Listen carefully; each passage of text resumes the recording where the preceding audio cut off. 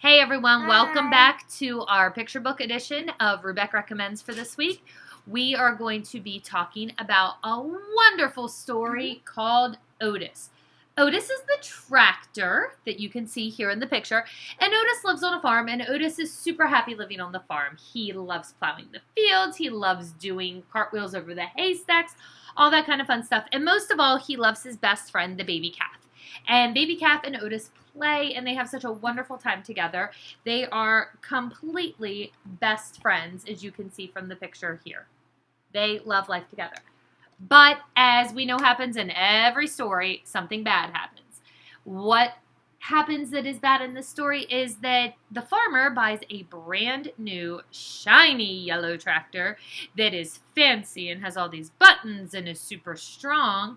And that kind of leaves Otis out. He isn't needed anymore.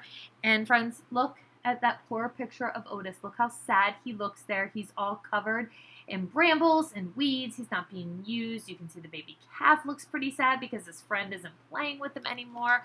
So kind of some sad times for Otis.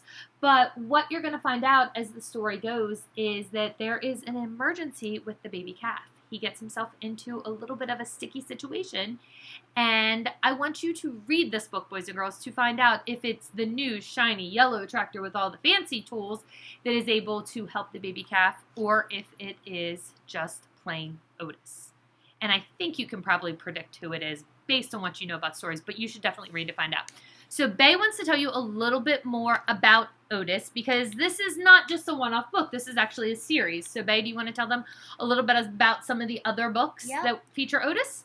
So Otis has some other books about like Otis and the cat, I think, and Otis and the dog. Right. And they're really good, and I think you guys should go read them. And there's also a Halloween one, there's a Christmas one, and there's actually one, too, where Otis faces a tornado. So, I didn't know that. Yeah, so we have the complete series of Otis books in our library. They were written by Lauren Long. Ooh, other side of the book. Backwards here. They were written by Lauren Long, and Bailey is a huge fan of Lauren Long. We actually met him a couple years ago, and this one is autographed. This is her copy. So he writes some great books. So if you like tractors, if you like farms, if you like just good stories about friendship, this is definitely one to pick up at the library this summer or in our library when school starts. So hopefully you are interested in Otis because they are great stories, and hopefully you pick them up, and we will see you next week.